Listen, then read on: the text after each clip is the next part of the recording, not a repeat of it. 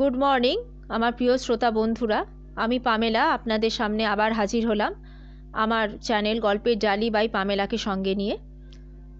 আপনারা বেশ কয়েকদিন ধরে শুনছেন প্রখ্যাত রহস্য ঔপন্যাসিক শ্রী তপন বন্দ্যোপাধ্যায়ের একটি রহস্য উপন্যাস ইহুদি কন্যা রহস্য। আজকে এই রহস্যটির পরবর্তী অংশ পড়ে শোনাবো। আমার গল্প পড়া যদি আপনাদের ভালো লাগে তাহলে প্লিজ লাইক শেয়ার কমেন্ট এবং সাবস্ক্রাইব করে আমার পাশে থাকবেন এবং পাশে থাকা বেল আইকন প্রেস করে রাখবেন, তাহলে আপনাদের কষ্ট করে গল্পটা সার্চ করতে হবে না, আমি আপলোড করা মাত্রই আপনারা সেটা শুনতে পারবেন। এছাড়া যারা গল্পটি নতুন শুনছেন তাদের উদ্দেশ্যে বলছি, তারা আগের উপন্যাসের পর্বগুলো এই উপন্যাসের আগের পর্বগুলো শুনে তারপরে এটি শুনলে আপনাদের বুঝতে সুবিধা হবে এবং গল্প পাঠের আনন্দ পেতে গেলে প্লিজ পুরোটা ধৈর্য ধরে শুনবেন, না হলে আপনারা ঘটনাগুলোকে ট্রেস করতে পারবেন না। তাহলে কি শুরু করি? আপনাদের আর সময় নষ্ট করব না, সরাসরি গল্প পাঠের আসরে চলে যাচ্ছি। আজকের উপন্যাস ইহুদি কন্যা রহস্য, অধ্যায় 9।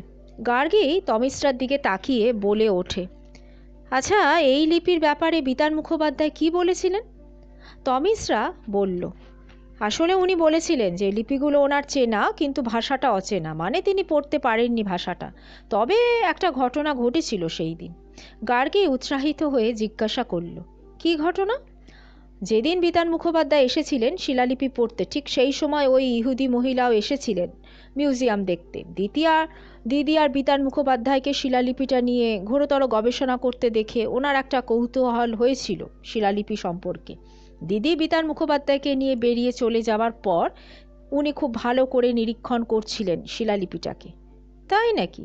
হ্যাঁ, তারপর থেকে তো ওই নাজমাকে নিয়ে তিনি সঙ্গে আসতে শুরু করলেন মিউজিয়ামে। প্রত্যেক দিনই গভীরভাবে ওটাকে পরখ করেছেন। বোধহয় ওরও মনে হয়েছে যে একটা ব্যাপার রয়েছে এটার মধ্যে। হ্যাঁ, আমার ধারণা উনি কিছু একটা প্ল্যান করে সরিয়েছেন শিলালিপিটা এবং নাজমাকে সঙ্গে নিয়ে আসার কারণও হয়তো সেটাই। কিন্তু নাজমা বা উনি তো আর জানেন না যে এতে কী লেখা রয়েছে। কি জানি, উনি তো ইহুদি, নাজমাও হয়তো তাই। হয়তো এই লিপি কোনোভাবে ওদের কারো চেনা। হ্যাঁ, কিন্তু শিলালিপিটা কোনোভাবে যে বদল করা হয়েছে সেটা কি ইহুদি মহিলা জানেন? দেখো গার্গী, আমি ওর সঙ্গে কথা বলি না। যদি উনি বদলে ফেলে থাকেন সেটা উনিই বলতে পারবেন, আর যদি না বদলে ফেলে থাকেন জানি না কিভাবে কি হয়েছে। তবে আমি দিদিকে বলেছি। তা তোমার দিদি শুনে কি বললেন? বলল যে ওই ইহুদি মহিলাই ওটা করেছে। হ্যাঁ, কিন্তু কিভাবে? না গার্গী, সেটা বুঝতে পারছি না। ওই সাইজের একটা শিলালিপি কারো পক্ষে মিউজিয়ামের বাইরে কিভাবে আনা সম্ভব? আজও পর্যন্ত কোনো অ্যান্টিক কখনো বাইরে কিন্তু আনা হয়নি। আচ্ছা, শাড়ির আঁচলের মধ্যে কি লুকিয়ে আনা সম্ভব? গার্গী জিজ্ঞাসা করল। দেখো গার্গী, একটা 12x8 সাইজের শিলালিপি কিন্তু ওইভাবে আনা সম্ভব নয়। তবে ওই ইহুদি মহিলা বা নাজমা পুরোপুরি মেম সাহেব দুজনেই চাপা প্যান্টের শার্ট গুজে পড়েন, ওদের পক্ষে তো আনা সম্ভবই নয়। গার্গী বিষয়টা নিয়ে কিছুক্ষণ ভেবে বলল, ঠিক আছে, আমি প্রথমে ওই ইহুদি মহিলা আর তারপর তোমার দিদির সঙ্গে বিষয়টা নিয়ে ভাবছি একটু আলোচনা করব। তমিশ্রা অবাক হয়ে বলল, হ্যাঁ, দিদির সাথে তো করতে পারো, কিন্তু ইহুদি মহিলার সঙ্গে কি করে করবে? প্রথমত তার ভাষা তো আমরা কেউ বুঝি না, আর দ্বিতীয়ত তার সঙ্গে আমাদের তো কোনো সম্পর্কই গড়ে ওঠেনি। গার্গী কিছুক্ষণ তমিশ্রাকে নিরিখ করে বলল, তুমি কি করে জানলে যে ওর ভাষা আমি বুঝতে পারবো না? তুমি ইহুদি ভাষা কি জানো যে ওর ভাষা বুঝবে? কিন্তু উনি এতকাল কলকাতায় বাস করেছেন, বাংলা হিন্দি কি উনি কিছুই জানেন না? অন্তত ইংরেজি নিশ্চয়ই উনি জানেন। তমিশ্রা ঘাড় নেড়ে বলল, না, মনে হয় উনি জানেন না। আমি ওর সাথে কথা না বললে অমিতবাবু ওর সঙ্গে কথা বলতে গিয়ে কিন্তু ঠকেছেন। মহিলা বারবার ইহুদি ভাষায় কথা বলছেন অনর্গল। অমিতবাবু কি সমস্ত হাবিজাবি বলে যান মহিলার সঙ্গে। তার মানে দুজনে কেউ কারো কথা না বুঝে কথা চালাচালি করছেন? হ্যাঁ, তাই তো দেখি। দিদিও আজকাল তাই করে। দিদির ওর সঙ্গে যা করে না, শুনলে তোমার হাসি পাবে গার্গী। তাই নাকি? তা কি করেন দিদি? মহিলা যত ইহুদি ভাষায় হিজিবিজি করে, দিদিও তার সঙ্গে ওই একইভাবে হিজিবিজি করে। তাতে যা রেগে যান না মহিলা। হ্যাঁ, সেটা যে ইহুদি ভাষা তা অমিতবাবু কি করে জানলেন? মানে অমিতবাবু কি ইহুদি ভাষা জানেন? না, সেটা জানেন না, তবে অনুমান করছেন একজন ইহুদি যদি অনর্গল কোনো একটা অচেনা ভাষায় কথা বলে তো সেটা ইহুদি ভাষা হবে বলেই তো মনে হয়। গার্গী বলল, ঠিক আছে, তোমার দিদির সঙ্গে আগে কথা বলি। আচ্ছা, তুমি কি একবার ওকে খবর দিতে পারবে? দিদির তো এখনই এসে পৌঁছানোর কথা। দিয়তিমার ফোন পাওয়ার পরে কিন্তু আমি দিদিকে ফোন করে দিয়েছি, বলল 3টে নাগাদ এসে পৌঁছাবে। এতক্ষণে তো এসে যাওয়ার কথা, বোধহয় জ্যামে আটকে গেছে। আচ্ছা ঠিক আছে, তাহলে ততক্ষণ মিউজিয়ামের রেজিস্টারগুলো একবার দেখি, আমার আবার অ্যান্টিকের ইতিহাস পড়তে ভীষণ ভালো লাগে। গার্গী জানালো। রেজিস্টারগুলো রাখা থাকে প্রথম ঘরটার এক কোণে একটা বিশাল টেবিলের ওপর। দুটো ভাগে ভাগ করা রেজিস্টার, মোট 43টা রেজিস্টার ভাগে পাশাপাশি রাখা। গার্গী তার অভ্যেস মতো শুনল রেজিস্টারগুলো পাশাপাশি 21 করে রাখা রয়েছে। কিউরেটারের হাতে একটা, তার নম্বর 22, মোট 43। পেনলাই সাইজের 1 নম্বর রেজিস্টারটা টেনে নিয়ে তার পৃষ্ঠা উল্টাতে প্রথমে মিউজিয়ামের ইতিহাস চোখে পড়ল। কোনো এক রামরতন মল্লিক ব্যবসায়ের উদ্দেশ্যে বার্মা গিয়ে ঘুরতে ঘুরতে সন্ধান পেয়েছিলেন একটা বৌদ্ধ মূর্তির। পিতলের মূর্তির গঠন এমনই যে সেটাকে যে কোণ থেকে দেখা যাক না কেন তার মুখে একটা অদ্ভুত হাসি লক্ষিত হয়। মূর্তিটা কিনতে একটু বেশি দাম দিতে হয়েছিল রামরতন মল্লিককে, কিন্তু সেটা কলকাতার বাড়িতে নিয়ে আসার পর তার পিতা যদু গোপাল খুব খুশি হয়ে রেখেছিলেন তার শয়নঘরের এক কোণে। ঠিক তারপরে যদু গোপাল ব্যবসায় প্রচুর লাভ করতে শুরু করলেন। অতঃপর যদু গোপাল মল্লিকের প্রেরণায় রামরতন এই রকম আরও বুদ্ধমূর্তি সংগ্রহ করতে শুরু করেন। বেশ কয়েকটা নানা ধরনের মূর্তি সংগ্রহ হতে হঠাৎ একদিন যদু গোপাল স্থির করেন তার বাড়িতে একটা সংগ্রহশালা তৈরি করবেন। সেই যাত্রা শুরু হয়, তা দীর্ঘ 50 বছরের চেষ্টায় শেষ হয় এত বড় একটা সংগ্রহশালায়। সংগ্রহের একটা অংশ বুদ্ধ মূর্তি হলেও তাতে এখনও নানা ধরনের সংগ্রহ রয়েছে। শিলালিপি অবশ্য একটাই। 1 নম্বর রেজিস্টারটা দেখার মধ্যে গার্গী কৌতূহলবশত দেখতে চাইল সেই প্রথম মূর্তিটা যেটা কিনেছিলেন রামরতন মল্লিক। তমিশরা তৎক্ষণাৎ গার্গীদের নিয়ে গেল ঠিক পরের ঘরটায়, যেখানে রাখা রয়েছে বুদ্ধ মূর্তি। মূর্তিটা বেশ অভিনব তা প্রথমবার দেখলেই মনে হলো গার্গী। হাসিটাও অদ্ভুত। গার্গীর মনে হলো বুদ্ধ মূর্তি তার দিকে তাকিয়ে হাসছে। গার্গীর শরীর কেমন শিরশির করে উঠল। তার ইতিহাস জানতে চাইলে তমিশরা তৎক্ষণাৎ কিউরেটর অমিতবাবুকে বলল, এক কাজ করুন তো, রেজিস্টারটা নিয়ে আসুন, বোধহয় 11 নম্বর রেজিস্টার। অমিতবাবু একটু ইতস্তত করে বললেন, না ম্যাডাম, রেজিস্টারের প্রয়োজন হবে না, আমার মুখস্থ রয়েছে মূর্তিটার ইতিহাস। গার্গী অবাক হয়ে বলল, মুখস্থ? কি বলছেন আপনি? অমিতবাবু বললেন, দেখুন ম্যাডাম, সেটা না থাকার কিন্তু কোনো কারণ নেই। এতজনকে আমার শোনাতে হয়েছে মূর্তিগুলোর ইতিহাস, যে অনেক মূর্তির ইতিহাসই কিন্তু আমার পুরোপুরি মুখস্থ। বিশেষ করে এই প্রথম সংগ্রহটির ইতিহাস তো বটেই। মূর্তিটা কেনা হয়েছিল 1830 খ্রিস্টাব্দে জাপান থেকে। সেখানকার রাজকুমার কে নেগুয়েচি মাত্র 154 ইয়েনে বিক্রি করেছিলেন বুদ্ধ মূর্তিটা। তমিশ্রার প্রপিতামহ মনে করতেন যে এই বুদ্ধ মূর্তিটা বাড়িতে আসার পর ব্যবসায় প্রভূত লাভ হয় তাদের। তো এখন মূর্তিটার দাম ধরুন আনুমানিক 8 লক্ষ টাকা, কিন্তু রেজিস্টারে সে তথ্য লেখার পর বিদ্রোহ হিসাবে লেখা রয়েছে। এই মূর্তির কোনো মূল্য নির্ধারণ করা যায় না। তমিশরা অমিতবাবুকে বলল, আচ্ছা ঠিক আছে, যখন গার্গী দেখতে চাইছে ওকে দেখান না রেজিস্টারটা, 11 নম্বর রেজিস্টার। কিউরেটারে দ্বিধার মধ্যে বাইরে কলিং বেল বেজে উঠল।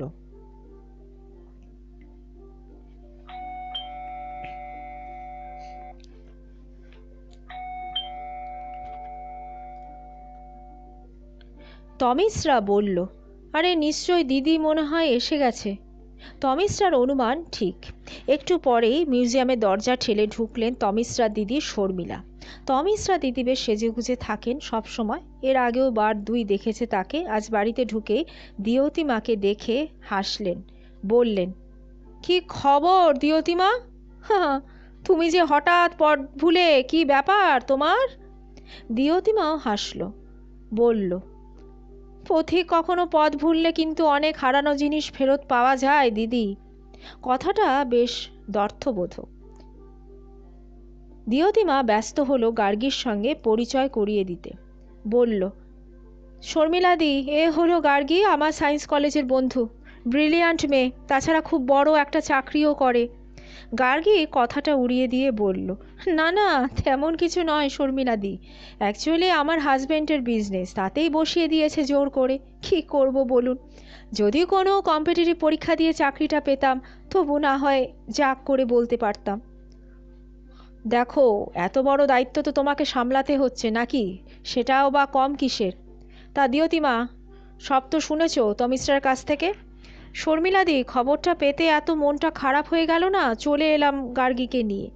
আমার বাবা শোনার পর থেকে তো হাই হাই করছেন, বলছেন কত কষ্ট করে এই সব সংগ্রহ করে আনতে হয়, যারা সংগ্রহ করে তারাই জানে, যারা ফোকটে সেগুলো পেতে চায় তাদের বড় রকমের শাস্তি দেওয়া উচিত।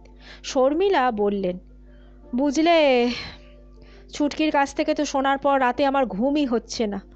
ছুটকি তমিশ্রার ডাক নাম, সেটা অবশ্য গার্গী জানতো না। সে কিছু বলার আগে শর্মিলা আবার বললেন, শিলালিপিটা আমার সবচেয়ে প্রিয় ছিল। আমি কম মেহনত করেছি ওটার অর্থ উদ্ধার করার জন্যে, আর যাবে তো যাবে, ওই শিলালিপিটাই খোয়া গেল। হ্যাঁ। পরক্ষণে শর্মিলা আবার বললেন, কিন্তু এখন কি করব বুঝলে গার্গী, কিছুই বুঝতে পারছি না। ছুটকি বা আমি কেউ চাইছি না থানা পুলিশ করতে, কিন্তু শুনলাম তুমি পুলিশদের মতো চোর ডাকাত ধরে বেড়াচ্ছ। শর্মিলার কথায় গার্গী হেসে ফেলে বলল, না হ্যাঁ শর্মিলাদি, ঠিক সেরকম নয়, তবে কোথাও কোনো অস্বাভাবিক কাণ্ড ঘটতে দেখলে বা শুনলে আমি চেষ্টা করি রহস্যটা উদ্ধার করতে। তা তুমি দেখো না, কোনোভাবে যদি রহস্যের কিনারাটা করা যায়। আমরা যে কি মনোকষ্টে দিন কাটাচ্ছি সেটা আর কি বলবো। তমিশ্রার কাছে তো সবই শুনলে। আমরা নিশ্চিত ওই মহিলাই যত নষ্টের মূল।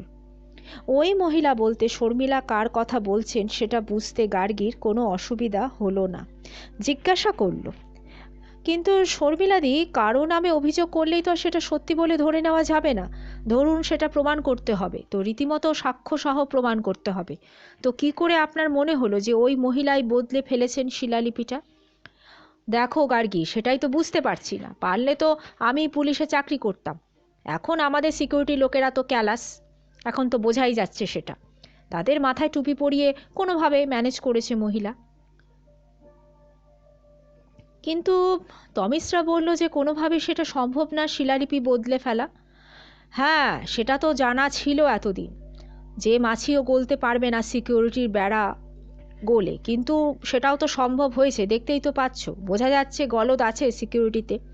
যাই হোক, এখন নিচে চলো, তোমাদের সঙ্গে বেশ একটা আলোচনা রয়েছে।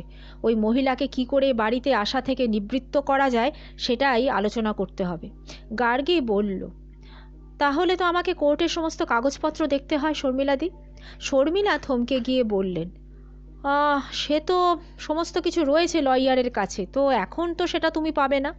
গার্গী আবার বলল, তাহলে সে সমস্ত প্রসঙ্গ পরে আলোচনা করব। এখন আপনি বলুন যে শিলালিপিতে যে অক্ষরটা লেখা রয়েছে সেটা নাকি অ্যাজটেক ভাষার?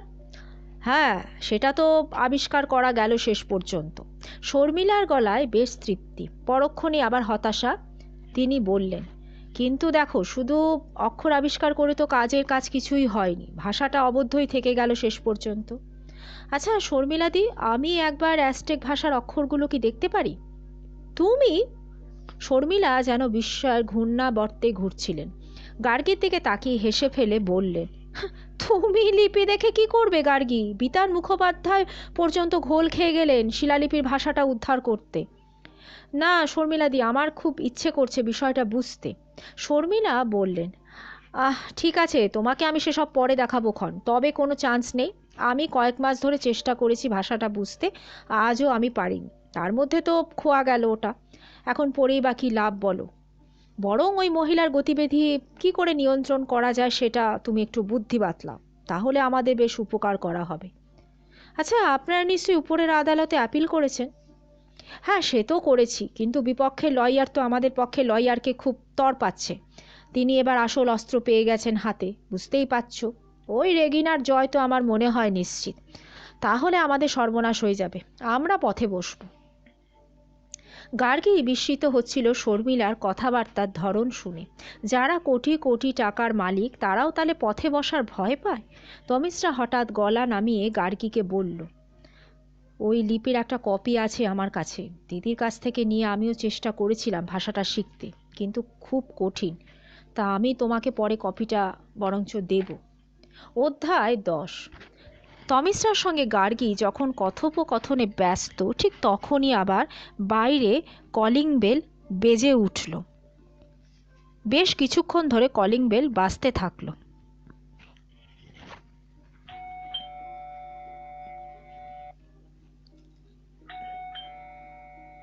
তমিশ্রাদের বাড়ির বিশ্বস্ত নিরাপত্তারক্ষী লালু নামের একটি যুবক এসে বলল, চোরদি, সেই বৌদি এসেছে। বৌদি? তমিশ্রার মুখ চোখ বেশ শক্ত হয়ে গেল। শর্মিলার মুখও ভীত সন্ত্রস্ত। গার্গী উপলব্ধি করছিল দুই বোনের এই আকস্মিক পরিবর্তনের কারণ।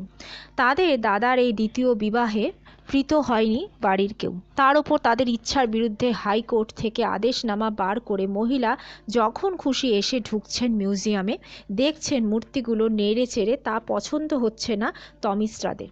কিন্তু কিছু করারও নেই। একটু পরে সেই ইহুদি মহিলা রেগিনা ঘরে ঢুকলেন আর এক যুবতীকে নিয়ে। রেগিনার বয়স 40-এর ওপর, বেশ ফর্সা, গায়ের রং। মেম সাহেব বলাই সঙ্গত। নাক চোখ বেশ শানিত, চাউনিতে একটা তীক্ষ্ণতা রয়েছে। তাকে দেখে তমিশ্রার মেজদা সম্পর্কে বেশ সমীহ হলো গার্গী। মেজদার পছন্দ আছে বলতে হবে, কিন্তু তমিশ্রাদের পারিবারিক ঐতিহ্যের সঙ্গে রেগিনা মানানসই না হওয়ায় রেগিনাকে বৌদি বলে স্বীকার করতে তমিশ্রাদের ঘোরতর আপত্তি।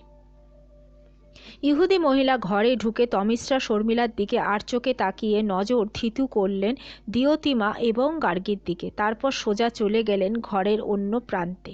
গার্গী খেয়াল করছিল রেগিনা বা তার সঙ্গে মহিলা শিলালিপিটার সামনে দাঁড়ালেন না, কিন্তু ঘরের ও প্রান্তে গিয়ে একবার আর চোখে দেখলেন শিলালিপিটার অবস্থান। গভীর মনোযোগ দিয়ে কি যেন ভাবলেন কিছুক্ষণ, তারপর কিছু যেন বললেন সঙ্গের যুবতীকে উদ্দেশ্য করে। যুবতীও বেশ ফর্সা, একটু মোটার ধাত, চোখে চশমা।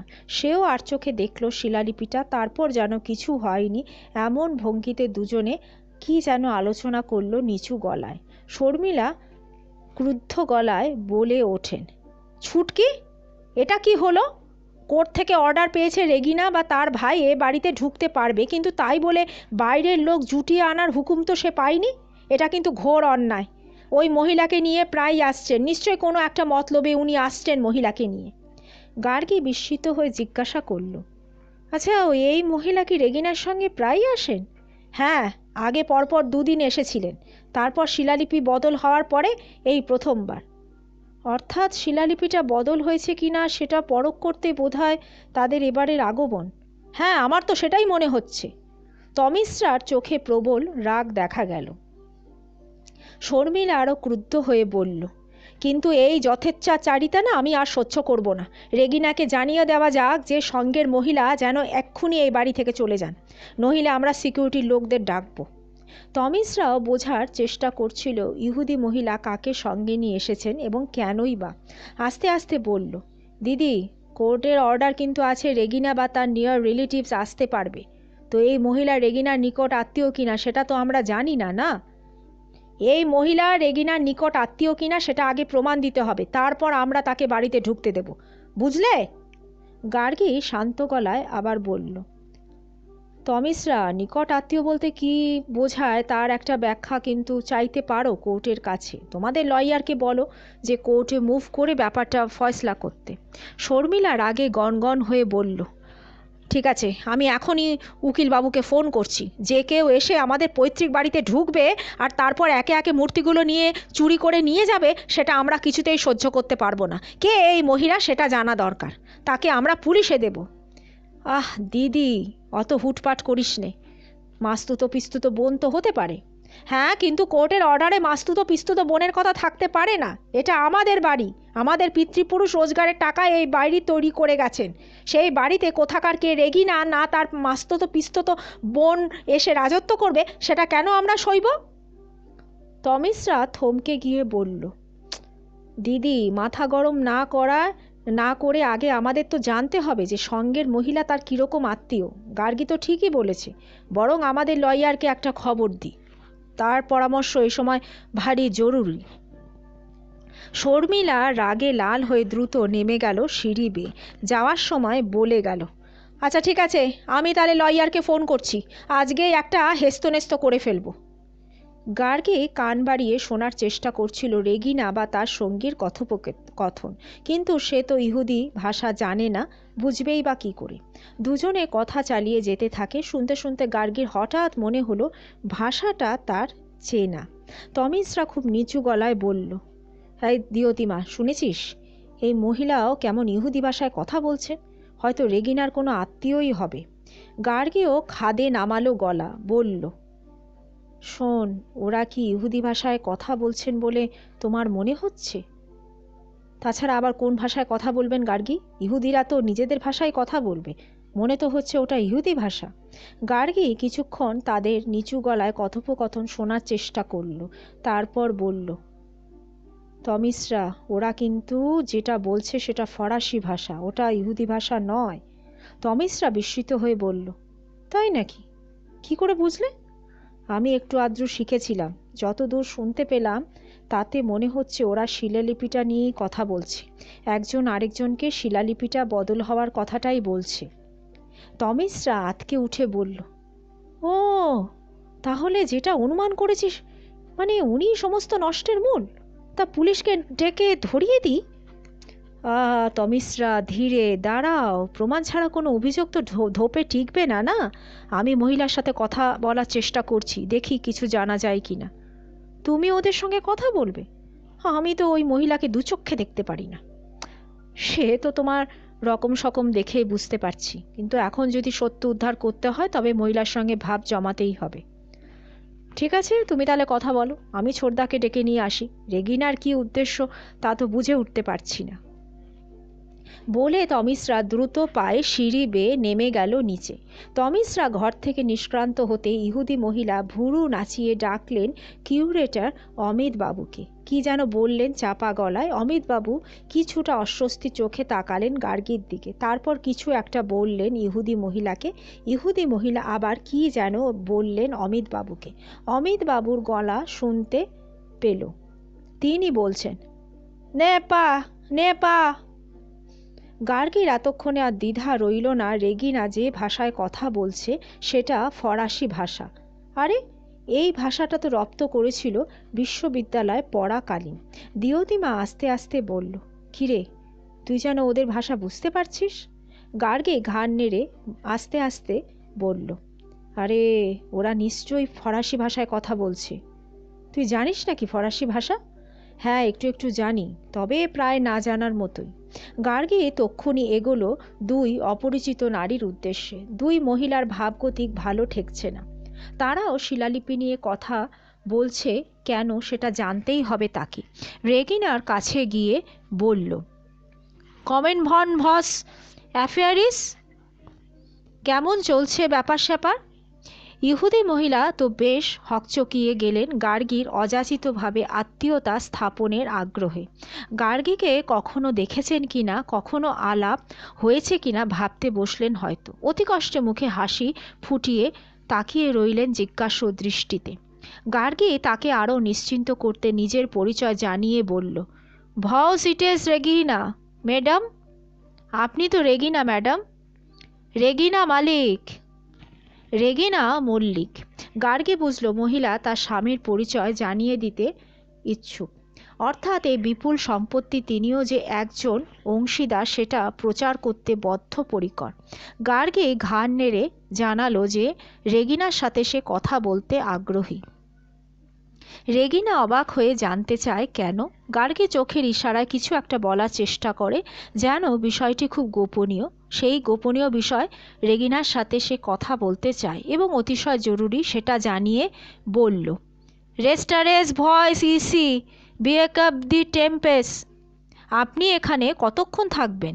রেগিনা বললেন, ইনি হেরি 1 ঘন্টা। পরক্ষণে জানতে চাইলেন কি কথা! গার্গী তাকে জানালো সেটা আজই সন্ধ্যের পর তার কাছে গিয়ে বলবে। তিনি যদি তাকে আধ ঘন্টা সময় দেন তাহলেও চলবে। কিন্তু আমি তো অনেক দূরে থাকি, সেটা জানেন তো। এরা তো আমাকে এ বাড়িতে ঢুকতেই দিচ্ছে না। গার্গী হেসে বলল, হ্যাঁ সেটা জানি, জানি বলেই তো আপনার সঙ্গে কথা বলতে চাইছি। রেগিনা ঘোর আশ্চর্য হয়ে বলে, স্ট্রেঞ্জ! আসলে এরা আপনার সঙ্গে একটা সমঝোতায় আসতে চাইছে। সমঝোতা? রেগিনা যেমন আশ্চর্য তেমন খুশি। কিন্তু সে কথা এতদিন তো আমাকে বলেনি। বলেনি তার কারণ এরা কেউ আপনার ভাষাটা বুঝতে পারতো না। আপনি যে ফরাসিতে কথা বলছেন সেটা এরা এতদিন বুঝতেই পারেনি। সে কি! হ্যাঁ, আপনি আশ্চর্য হচ্ছেন ঠিকই, কিন্তু এটাই প্রকৃত সত্য। স্ট্রেঞ্জ? হ্যাঁ, এরা মামলা করে আপনার সঙ্গে পেরে উঠবে না জেনেই একটা সিদ্ধান্ত নিতে চাইছে। তো এতদিন এরা ভাবতো যে আপনি ইহুদি ভাষায় কথা বলেন। স্ট্রেঞ্জ? সত্যি স্ট্রেঞ্জ রেগিনা। শুধু ভাষার ব্যবধান দুজন মানুষকে কত দূরে ঠেলে দিয়েছে সেটাই দেখুন। রেগিনা গার্গীর প্রস্তাবে রাজি হয়ে গেলেন তৎক্ষণাৎ। কি যেন ভেবে বললেন, আচ্ছা ঠিক আছে, তাই আসবেন। সঙ্গিনীকে নিয়ে বাড়ি ছেড়ে চলে যাওয়ার আগে বলে গেলেন, ঠিক আছে, আপনি ওদের ওয়েল উইশার তো, আপনার সঙ্গে আমারও কিছু কথা রয়েছে, যথাসময় সব কিছু জেনে যাবেন। মিউজিয়ামের মধ্যে তখনও অমিতবাবু দাঁড়িয়ে। গার্গী তাকে বলল, হ্যাঁ অমিতবাবু, ভিজিটার্স রেজিস্টারে যাদের নাম লেখা তারা ছাড়াও আরও এক বা দুজনের নাম কিন্তু থাকা উচিত ছিল। অমিতবাবু বিস্মিত হয়ে জানতে চাইলেন, কারা ম্যাডাম? রেজিস্টারগুলো যারা বাধাই করেছে। অমিতবাবু হেসে ফেলে বললেন, ঠিকই ধরেছেন ম্যাডাম, কিন্তু মিউজিয়াম থেকে একমাত্র রেজিস্টারগুলোই বাইরে যাওয়ার হুকুম ছিল। রোজ সকালে 4খানা করে রেজিস্টার বাইরে নিয়ে যেতাম আমি। একতলার বাইরের ঘরে বাধাইওয়ালারা বসে বাধাই করতো এগুলো। সন্ধে হয়ে যাওয়ার আগে বাধাইওয়ালারা বাধাই করে দিত, তখন আমি আবার রেখে যেতাম এগুলো জায়গা। তো দুই দিদি বলেছিলেন রেজিস্টারগুলো তো আর কেউ চুরি করে নিয়ে যাবে না, তো নিয়েও কোনো লাভ নেই, তো শুধু শুধু বাইনারদের কেন মিউজিয়ামে ঢোকানো। ঠিকই বলেছেন। আর প্রত্যেকটা রেজিস্টারে মুভমেন্ট ভিজিটার্স রেজিস্টারে নোট করা রয়েছে, আপনি দেখলেই বুঝতে পারবেন ম্যাডাম। দুই দিদি ভিজিটার্স রেজিস্টার দেখে মিলিয়ে নিয়েছেন 43টা রেজিস্টারই বাইরে গিয়েছিল এবং পরে মিউজিয়ামে ফিরেছিল কিনা। গার্গী তখনও দিয়তিমার সঙ্গে ঘুরছে মিউজিয়ামের ভেতর, কি যেন খুঁজছে তীক্ষ্ণ দৃষ্টি ছুড়ে। পাচ্ছে না বলে একটু হতাশও তার লাগছে। অমিত পাণ্ডাকে বলল, সত্যি খুব কড়া সিকিউরিটি কিন্তু আপনাদের মিউজিয়ামে। তার মধ্যে থেকেও শিলালিপিটা যে কি করে বদলে গেল আমি তো সেটাই ভাবছি। অমিত পাণ্ডা চিন্তান্বিত গলায় বলে উঠলেন, হ্যাঁ ম্যাডাম, আমিও তো সেটাই ভাবছি। আসলে কি জানেন, আমি কিউরেটার, তো সমস্ত দোষ আমার ঘাড়েই না পড়ে। গার্গী তাকে অভয় দিয়ে বলল, আপনি যদি সত্যি দোষী না হন তাহলে শুধু শুধু আপনাকে বা দোষী বলা হবে কেন বলুন তো। ঠিক আছে, চলুন বাইরে যাই। দিয়তিমাকে সঙ্গে নিয়ে গার্গী মিউজিয়ামের বাইরে বেরোতেই অমিত পাণ্ডা অমনি মিউজিয়ামের দরজায় বড় করে তালা দিয়ে চলে গেলেন তাদের পিছু পিছু। তিনি অবশ্য গার্গীদের সঙ্গে নেমে এলেন না, রয়ে গেলেন মিউজিয়ামের অফিস ঘরটিতে। গার্গী তার দিকে তাকিয়ে অন্যমনস্ক হলো কয়েক লহমা। কি যেন ভাবছিল গভীর অভিনিবেশে। মিউজিয়ামের বাইরে বেরিয়ে তমিশ্রার ঘরে ফিরে এসে শুনল শর্মিলা ইয়ারকে ফোন করতে তিনি বলেছেন তাঁর এখন মল্লিক বাড়িতে যাওয়ার সময় নেই। শর্মিলা এখনই যেন তাঁর কাছে চলে আসেন। তিনি এই বিষয়ে কোর্টে একটা দরখাস্ত পেশ করবেন। শর্মিলা তখনই ইয়ারের উদ্দেশ্যে বেরিয়ে যেতে গার্গী আর দিয়তিমা মুখোমুখি হলো তমিশ্রার। তমিশ্রা তখনও গভীর ধন্দে রয়েছে। তাকে কিছুক্ষণ সময় দিয়ে গার্গী বলল, দেখো তমিশ্রা, একটা কথা আমি জিজ্ঞাসা করি যে অমিত পাণ্ডা কে তা কি জানো? তমিশ্রা অবাক হয়ে বলে, কেন, একজন কিউরেটার। হ্যাঁ, কিন্তু তার অতীত ইতিহাস কি জেনেছিলে তার চাকরিতে বহাল করার সময়? তমিশ্রাকে বেশ বিভ্রান্ত দেখাচ্ছিল। তমিশ্রা বলল, কিন্তু তুমি কি ওকে সন্দেহ করছো গার্গী? দেখো তমিশ্রা, এক বা একাধিক বড় অপরাধ ঘটলে কোনো মানুষকে কিন্তু আমরা সন্দেহের বাইরে রাখি না, তেমন কি তোমাকে বা তোমার দিদিকেও রাখবো না। তমিশ্রা হঠাৎ খুব রেগে গেল। কি বলছো তুমি গার্গী? দিয়তিমাও ভারী অবাক হলো গার্গীর কথায়। সে একটু অস্বস্তি নিয়ে বলল, কি বলছিস তুই গার্গী? গার্গী হেসে বলল, না না তমিশ্রা, এত রাগের কোনো কারণ নেই। অপরাধীর পিছনে তাড়া করতে গিয়ে আমার অভিজ্ঞতা কিন্তু সেরকমই হয়েছে। আমি কিন্তু অমিত পান্ডার প্রসঙ্গে কথা বলতে গিয়ে মন্তব্যটা করেছিলাম। তুমি কি খোঁজ নিয়েছিলে যে অমিত পান্ডা কে? না, সেটা তো নিইনি। আসলে কিউরেটার পোস্টে অভিজ্ঞ লোক পাওয়াই তো মুশকিল। অমিত পান্ডা এমন সমস্ত সার্টিফিকেট দেখিয়েছিল যে আমরা সন্দেহ করিনি। কেন, তোমার কি কিছু মনে হচ্ছে যে অমিত পান্ডার চালচলন সন্দেহজনক বা কিছু? দেখো তমিশ্রা, এখনই সেটা কিছু বলা যাচ্ছে না। তবে অমিত পান্ডার সঙ্গে রেগিনার কোনো সম্পর্ক কিন্তু থাকলেও থাকতে পারে। সে কি? তমিশ্রা যেন ছিটকে উঠতে চাইল, আবার বলল, কিন্তু ওর ব্যবহারে তো আমি কখনো অস্বাভাবিকতা কিছু দেখতে পাইনি। দেখা যাক, হয়তো আমার ধারণা বেঠিক। কিন্তু অমিত পান্ডা কোথায় থাকেন সেটা তুমি জানো? হ্যাঁ, ওই ঠাকুর পুকুরের দিকে কোথাও, মানে ঠিকানা লেখা রয়েছে আমাদের রেজিস্টারে। আচ্ছা, অমিত পান্ডা কখন অফিসে আসেন, মানে কখন ওর ছুটি হয়? তমিশ্রা অবাক হয়ে যাচ্ছিল গার্গীর টানা জেরায়। বলল, কেন, সকাল 8টায় আসেন, কিন্তু ওর বাড়ি ফেরার কোনো ঠিক ঠিকানা নেই। মানে কোনো কোনো দিন রাত 10:30টাও হয়ে যায় ফিরতে। আচ্ছা, তমিশ্রা, বাড়িতে কে কে আছেন? না সেটা তো জানি না, মানে নিশ্চয়ই বউটও রয়েছে। অদ্ভুত তো, যার হাতে কোটি কোটি টাকা সম্পত্তির ভার, তার বাড়ির হদিশ নাওনি তোমরা? যাই হোক, রেগিনার সঙ্গে ওর কথা বলার ধরন কিন্তু আমার মনে বেশ একটা খটকা তৈরি করেছে। তমিশ্রা তখনও অমিত পান্ডার হয়ে সাফাই গেয়ে চলেছে। বলল, না গার্গী, আসলে কি হয়েছে জানো তো, মানে অমিত পান্ডা ওই ইহুদি মহিলার সঙ্গে সত্যি কথা বলেন না, মানে হিজিবিজি করে মজা করেন। তো আমাদের তো তাই বলে এসেছেন এতদিন। আচ্ছা ঠিক আছে, দেখা যাক সত্যি হিজিবিজি কিনা। তমিশ্রার কাছ থেকে সেদিনের মতো বিদায় নিয়ে গার্গী ফিরে যাওয়ার আগে অ্যাজটেক লিপির কপিটা ও সেই সঙ্গে খোয়া যাওয়া শিলালিপির একটা ফটো নিয়ে যেতে ভুলল না। তাকে গাড়িতে তুলে দেওয়ার সময় তমিশ্রা ফিস ফিস করে বলে উঠল, দেখো গার্গী, তুমি যেন এবারও সফল হও, নইলে কিন্তু আমার রাতের ঘুম বরবাদ হয়ে যাচ্ছে। ওটা ছিল বাবার একমাত্র স্মৃতি, বুঝলে তো?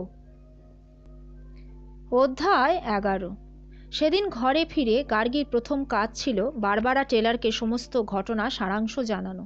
সব শুনে বারবারা টেলর ভারী উদ্বিগ্ন হয়ে বললেন, তুমি আমাকে একটু নিয়ে গেলে না কেন মল্লিক এস্টেটে? বলছো যে সেটা একটা বিশাল রয়্যাল প্যালেস, অথচ ইন্ডিয়া তদন্ত করে এসে সেই বাড়িটা দেখব না, সেটা কি করে হয়? গার্গী তাকে সান্ত্বনা দিয়ে বলল, ডোন্ট ওয়ারি বারবারা, তোমাকে মল্লিক এস্টেটে নিশ্চয়ই আমি নিয়ে যাব কোনো একদিন। কিন্তু আজ একটু অসুবিধা ছিল। মল্লিক এস্টেটে মিউজিয়ামে ঢোকাটা কিন্তু অতটা সহজ নয়। ওদের শিলালিপিটা হারিয়ে যাওয়ায় ওরা বেশ সন্দেহপ্রবণ হয়ে কিন্তু পড়েছে। ওকে, কিন্তু তোমার অভিযানের কি ফল হলো? তুমি শুনে শিহরিত হবে বারবারা। আমি শিলালিপিটা লেখা পড়তে মনস্থ করেছি। কি লেখা ছিল শিলালিপিতে তা বদল করে কি লেখা হয়েছে সেটা যদি আমি জেনে ফেলতে পারি, তাহলে বলতে পারো রহস্য উন্মোচিত হবে। বারবারার কণ্ঠেও ফুটে ওঠে রোমাঞ্চ। সে বলল, আমার এক্ষুনি তোমার সঙ্গে সিটিং দিতে কিন্তু খুব ইচ্ছা করছে Gargi. Will it be very difficult? না, আমি কখনো এরকম ভেঞ্চার নিইনি। বুঝতে পারছি না যে একটা নতুন ভাষা শিখে কোনো শিলালিপি লেখা উদ্ধার করা যাবে কি না। আচ্ছা, তুমি কি লিপিগুলো একবার দেখতে চাও? মানে বলো তো, আমি তোমার ওখানে এখন নিয়ে যেতে পারি। কথাটা বলার সময় গার্গী চোখ রাখছিল ঘড়ির কাঁটার দিকে। রাত 8:30টার মতো হবে। এখন বারবারার ওখানে গেলে কখন ফিরতে পারবে কে জানে। তাছাড়া তার মন এতক্ষণ উচাটান হয়ে রয়েছে তার কন্যা কথা ভেবে। সে বেচারি সারাদিন মাকে না পেয়ে নিশ্চয়ই খুব কান্নাকাটি করছে। বারবারা বলল, নো থ্যাঙ্কস গার্গী, সারাদিন তোমার খুব পরিশ্রম গেছে, নাও টেক রেস্ট। কাল সকালে তোমার সঙ্গে আলোচনা করব। বারবারার কথায় হাঁপ ছেড়ে বাঁচল গার্গী। সত্যি সে সারাদিন ঘুরে বেরিয়েছে এক প্রবল নেশার ঘোরে। এখন দিনান্তে তার শরীর ভেঙে আসছে প্রবল ক্লান্তিতে। বারবারা তাকে যেতে বললে খুব অসুবিধার মধ্যে সে পড়ে যেত। কিন্তু ইংরেজরা ভারী ভদ্র জাতি বলে খ্যাত, গার্গীর অসুবিধা হবে সেটা খেয়াল রেখেছেন। গার্গী বলল, আচ্ছা ঠিক আছে বারবারা, আমি চেষ্টা করছি আজ রাতে লিপিটার রহস্য যদি উদ্ধার করতে পারি। লিপিটা যখন রোমান হরফে তখন খুব একটা অসুবিধা হবে না বলেই তো মনে হয়। বারবারা সামান্য হাসিয়ে আনার চেষ্টা করলো তার কণ্ঠস্বরে, তারপর বলল, দেখো চেষ্টা করে, যাতে আমাদের মিশন সাকসেসফুল হয়, কি তাই না? হ্যাঁ, দেখা যাক। ওপাশে টেলিফোন রেখে দেওয়ার শব্দ পেতে তার রিসিভারও রেখে দিল ক্র্যাডেলে। কিন্তু তার মগজে তখন ঘুরছে পরবর্তী অভিযান। পরক্ষণে সে ফোন করল পুলিশ ইন্সপেক্টর দ্যুতিমান চ্যাটার্জিকে। তার সারাদিনের অভিযানের কথা জানিয়ে বলল, কাল হয়তো আপনাকে খুব দরকার হবে মিস্টার চ্যাটার্জি। আমরা রেগিনার বাগানবাড়ির আস্তানায় একবার ভাবছি ঢু দেব। আমরা প্রস্তুত আছি মিসেস চৌধুরী। রেড করতে হবে কখন সেটা বলুন। হ্যাঁ, রেড তো করতে হবে, তবে কখন হবে সেটা পরে বলবো।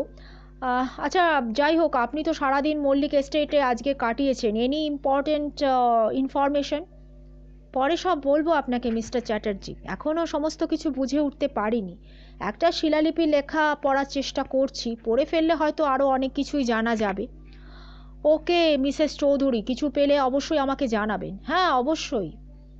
দরকার হলে আজ রাত জাগতে হবে শিলালিপির লেখা উদ্ধার করতে, গার্গী বলল। Barbara is very much anxious, Gargi আবার জানালো। হ্যাঁ, আমি সেটা জানি, বললেন মিস্টার চ্যাটার্জি। গার্গী আবার বলল, আসলে বারবারার সঙ্গে একটু আগেই আমার কথা হয়েছে মিস্টার চ্যাটার্জি, তবে শিলালিপিটা এখন সবচেয়ে বেশি গুরুত্বপূর্ণ। দেখা যাক আমি উদ্ধার করতে পারি কি না। দ্যুতিমান চ্যাটার্জি কিছু বুঝে উঠতে পারলেন না শিলালিপি লেখার সঙ্গে সরমা প্যাটেলের খুন হওয়ার কোনো সম্পর্ক রয়েছে কি না। তাই জানতেই গার্গী জবাব দিল, হ্যাঁ, সম্ভবত হয়তো সম্পর্ক রয়েছে। আমার প্রিয় শ্রোতা বন্ধুরা, আজকের মতন গল্পটি এখানেই শেষ হলো। আবার কালকে নিয়ে আসবো এর পরবর্তী তথা শেষ অধ্যায়।